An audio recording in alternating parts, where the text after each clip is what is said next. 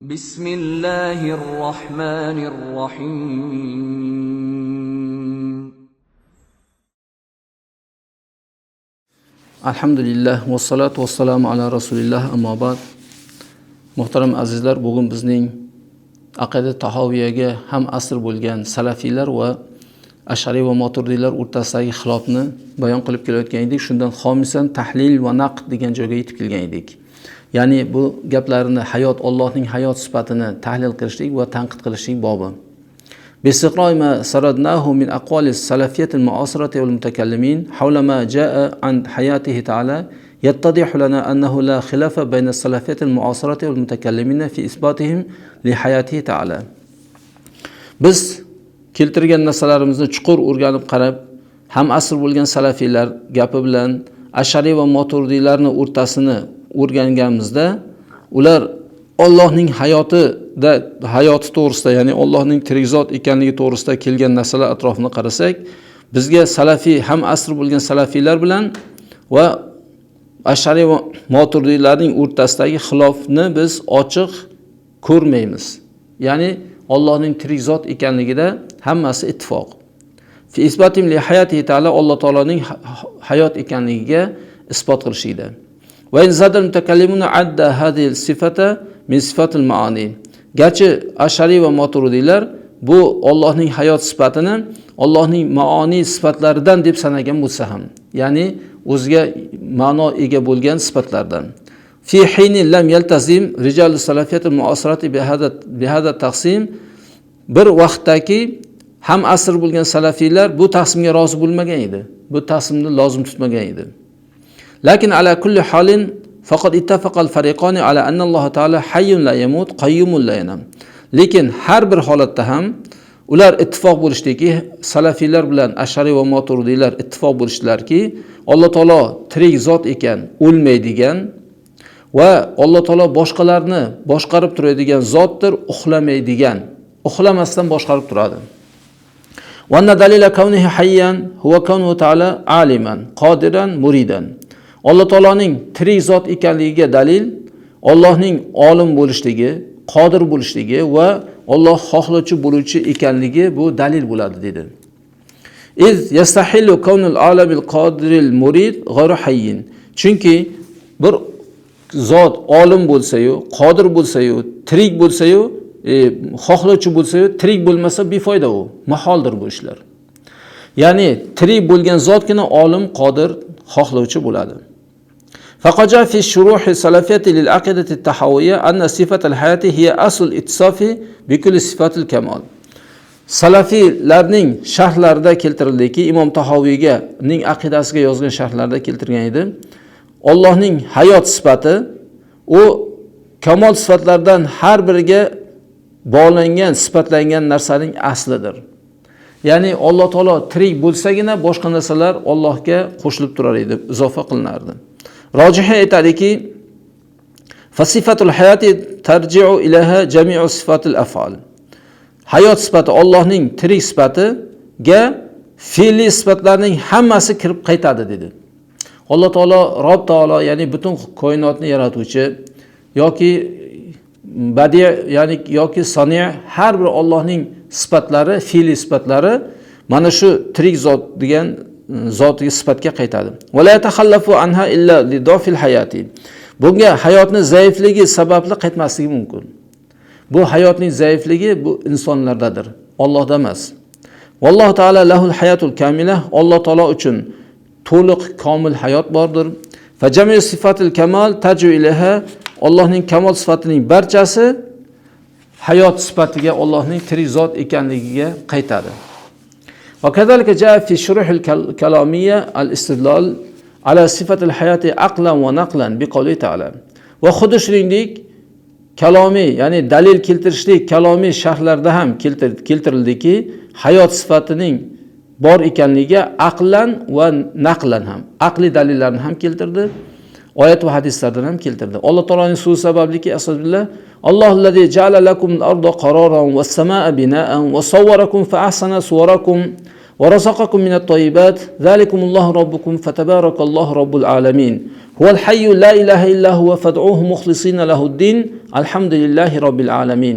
G'ofir surasining 64-65 oyatida Alloh taolo aytadiki, astagfirullah, Alloh sizlarga yerni qaror qilib yaratdi, qaror qilib berdi Alloh. Yer ko'tarib tashlaydigan bo'lmadi odamni. Yerni chopsa, og'darsa, yer jahl qilib odamni yerni ostiga tiqib yuboradigan qilmadi. Yer odamga bo'ysunuvchi bo'ldi. Osmonni esa bino qildi Alloh. Biron bir ustunsiz yoki biron bir narsaga aloqasi yo'q qilib Alloh taolo bino qildi, yumaloq qilib. Va savvarakum, sizlarni suratladi. Ya'ni suratlaringni berdi sizlarga, fa ahsana surakum, suratlaringni chiroyli qildi. Boshqa hayvonotlarga qarang, hayvonlarga qarang. Hech qaysi insondek chiroyli emas. Inson qaddi qomatlik, chiroyli suratda Alloh yaratdi insonni. Bu ham insonlarga katta yaxshilik edi. Va razaqakum minat toyibat, yana Alloh taolo xushbo'y narsalardan sizlarni rizqlantirdi. Dunyodagi barcha xushbo'ylar odamga rizq. Alloh odamga barcha shirin narsalarni va xushbo'y bo'lgan narsalarni rizq qilib berdi. Zalikumulloh robbukum, mana sizlarning Rob taolo bo'lgan Robbilaringiz Allohdir mana. Alloh insonni shunchalik aziz qilib yaratdi, insondan boshqa barcha hayvonlar Allohning bor va bir ekanligini tan oladi. Inson ichidan Allohni inkor qilib chiqadigan, Allohni yo'q deydiganlar chiqdi. Eng chiroyli inson bo'lib, eng go'zal narsalarni yeydigan inson bo'lib, Allohni inkor qiladigan bo'ldi. Fatabarakallohu robbul alamin, olamlarni Robbisi bo'lgan Alloh muboraklik zotdir. Alloh shunchalik kofirlarga ham ne'matini quyib berdi-da, sabr qilib kutib turdi to dunyodan vafot etgunga qadar.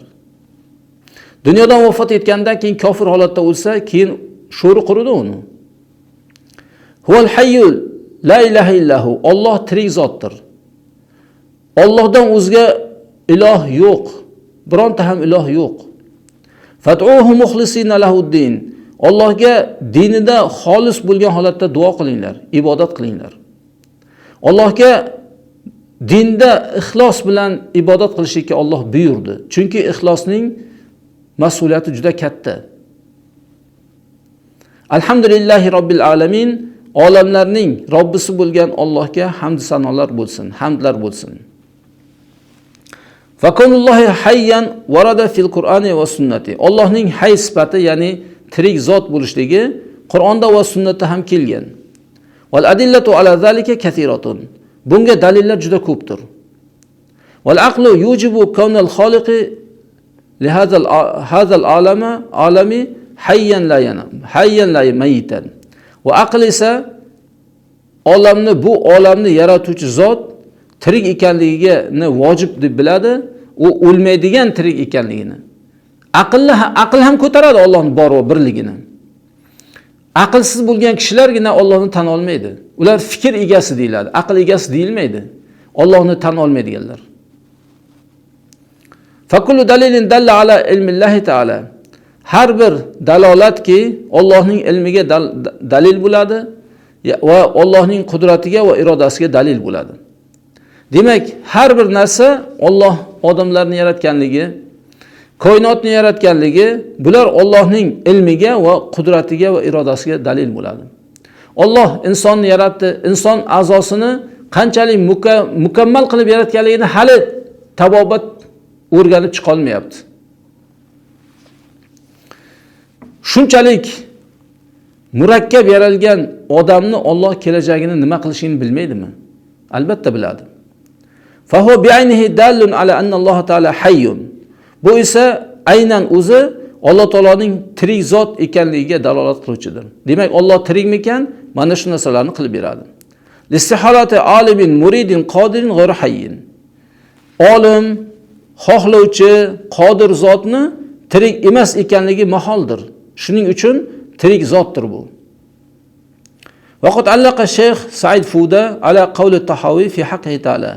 Shayx Said Fuda, ya'ni Shayx Abdullatif Said Fuda Imom Tahoviyning Allohning haqidagi aytgan gapiga ta'liq yozdilarki, la yamut degan.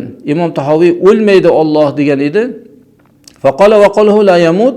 Aytdilarki, Allohning o'lmaydi degan Imom Tahoviyning gapi tafsilun va tamyizul li hayyin.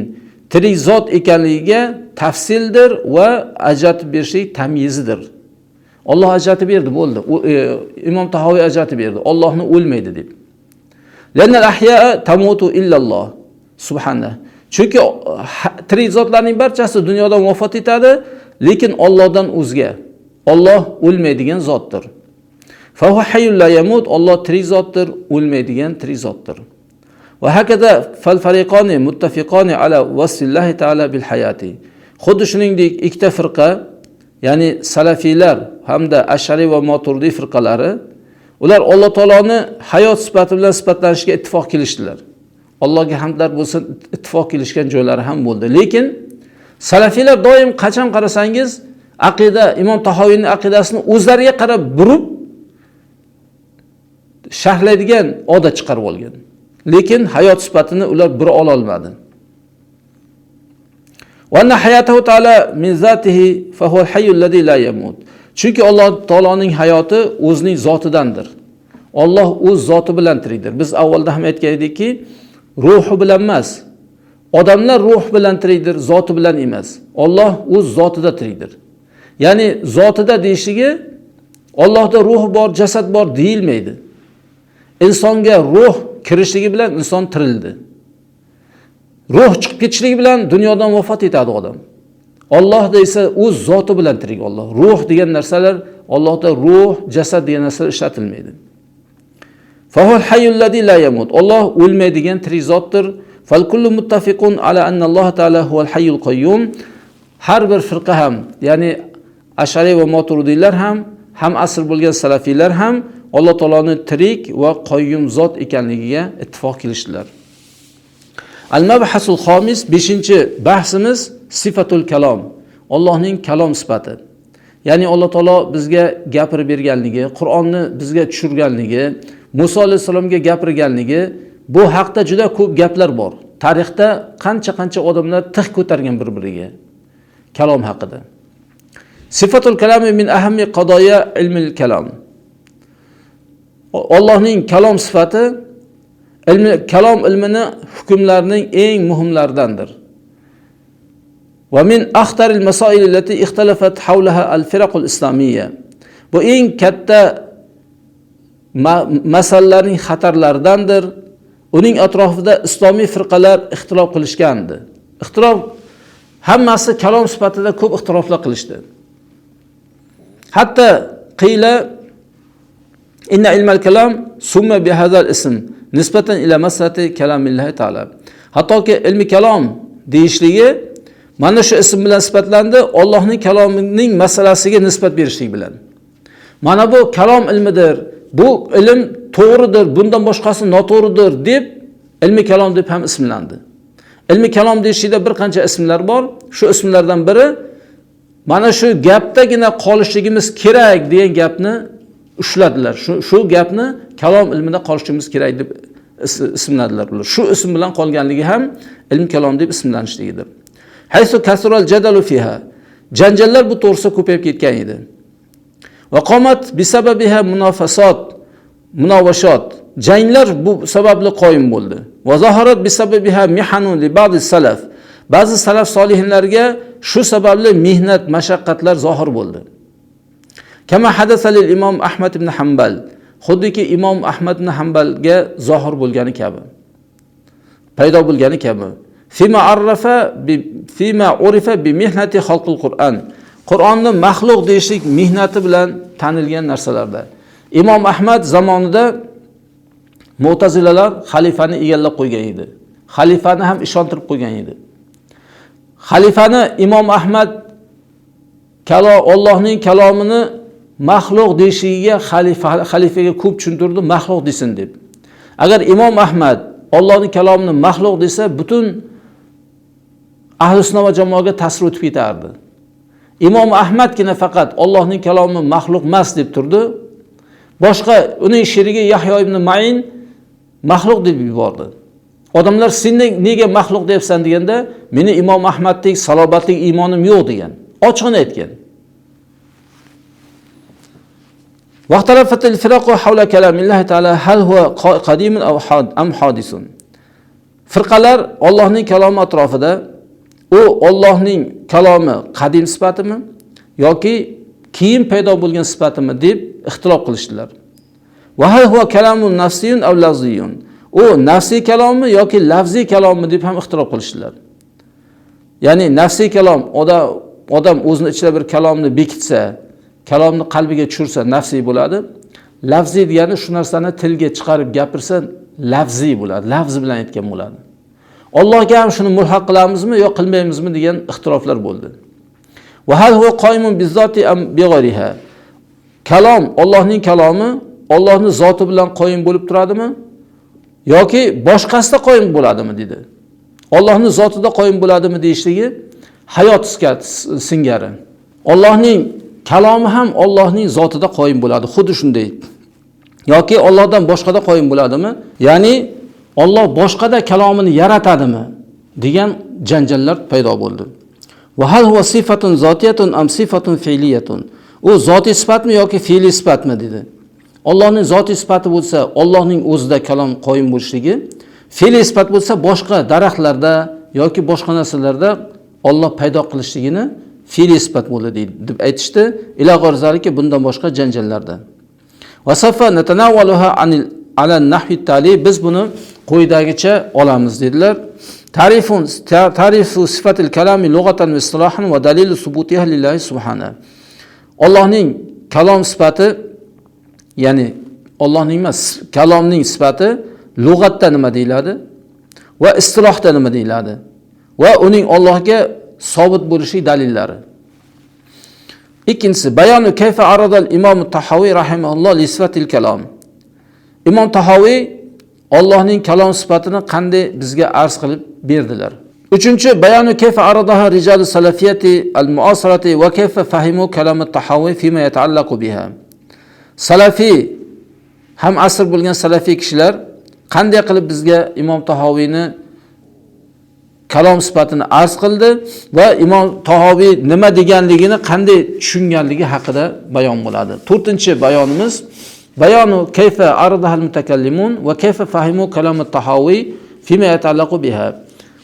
Ash'ari va Maturidiylar buni qanday arz qildi bizga va Imom Tahoviyning gapini unga taalluqli bo'lgan narsalarda qanday tushundilar. Mana shundan biz boshlaymiz inshaalloh. Keyin 5-chi tahlil va naqd, bu gaplarni tahlil qilishlik va tanqid qilishlik bobidan davom ettiramiz inshaalloh. Shunday qilib bugun biz darsimizga yakun yasadik. Keyingi darsimizni avvalan tarifu sifatil kalami lughatan va istilohan va dalilu subutiha lillahi subhanahu deb davom ettiramiz. Va sallallohu ala xayri xalqi Muhammadin va ala alihi va ashabihi ajma'in.